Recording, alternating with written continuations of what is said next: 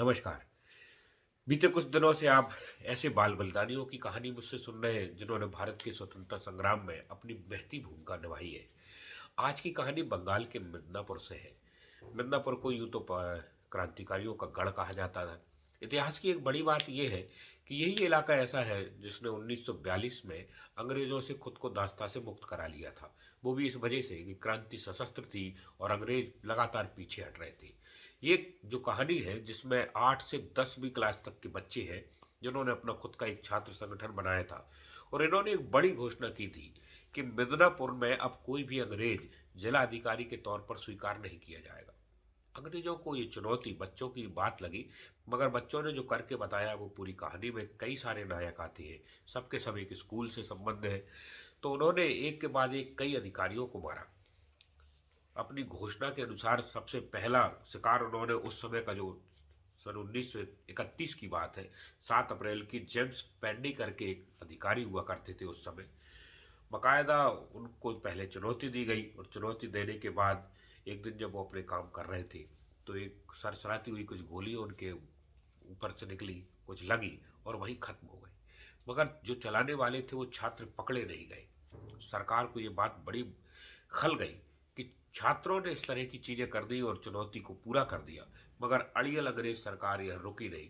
उन्होंने एक और दूसरा अधिकारी रॉबर्ट डगलस नियुक्त कर दिया जिलाधिकारी के तौर पर। मगर इस बार गुंजाइश लोगों को मिलने की बहुत कम थी। डगलस साहब सुरक्षा के घेरे में रहते थे, मगर दुर्भाग्य से वो एक बोर्ड के सदस्य भी थे और उसकी बैठक लेने के लिए अनिवार्य तौर पर उनको जाना था। और इन क्रांतिकारी छात्रों ने इस मौके को छोड़ा नहीं। एक के बाद एक 8 गोलियां उनके सीने में उतार दी। डगलस वहीं खत्म हो गया। इनमें से एक बच्चा तो भाग गया, मगर एक प्रदोत्त भट्टाचार्य पकड़े गए और उनको 1932 में फांसी पर चढ़ा दिया।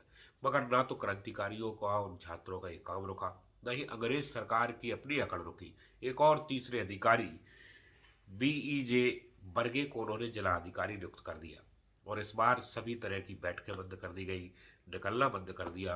बंकर की तरह खुद को जो है अपने किले में इकट्ठा करके रसद के साथ कर लिया। फौज और सैनिकों की एक बड़ी चारदीवारी लगा दी गई। अब बच्चों के लिए जो क्रांति संगठन बनाया था बड़ा मुश्किल हो रहा था। ऐसे में उन्होंने देखा कि बर्गे की एक कमजोरी वॉलीबॉल है और इस बार उन्होंने क्रांतिकारियों ने इसी को हथियार बनाया। एक मैच रखवा दिया बर्गर की टीम को और उस दूसरी टीम में इनमें से कई सारे बच्चे शामिल हो गए। जैसे ही खेल के मैदान में बर्गे उतरा तो दो छात्र जो पहले से ही बंदूक लेकर तैयार थे अपनी पिस्टल निकाल ली और सीधे सीने में गोली मार दी। दोनों के दोनों बच्चे पकड़े गए। ब्रिगेंद्र नाम था एक, दूसरे दीनबंधु। उन पकड़े गए और तुरंत अंग्रेज सिपाहियों ने उनको वही बंदूक से उनकी छुड़ाई और दूसरी बंदूकों से छलनी कर दिया। दोनों वही मातृभूमि के लिए बलिदान हो गए।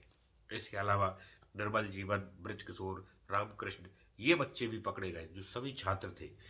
मगर बड़ी बात ये थी कि इनकी आज़ादी में अपनी भूमिकाएं कम नहीं हुई। जो संकल्प लिया था वो तय हो गया था। अंग्रेज सरकार 3 हत्याओं के बाद पीछे हट चुकी थी और मिदनापुर में फिर किसी अंग्रेज को जिलाधिकारी नहीं बनाया। इन 3 हत्याओं के बाद छात्रों का संघर्ष पूरा हुआ और इस इलाके में एक भारतीय को जिलाधिकारी बनाना पड़ा। तो ये थी उन छात्रों की कहानी जिन्होंने एक बड़ा संकल्प लिया कि अपने जिले में अब किसी अंग्रेज को अधिकारी के तौर पर नहीं सहन करेंगे।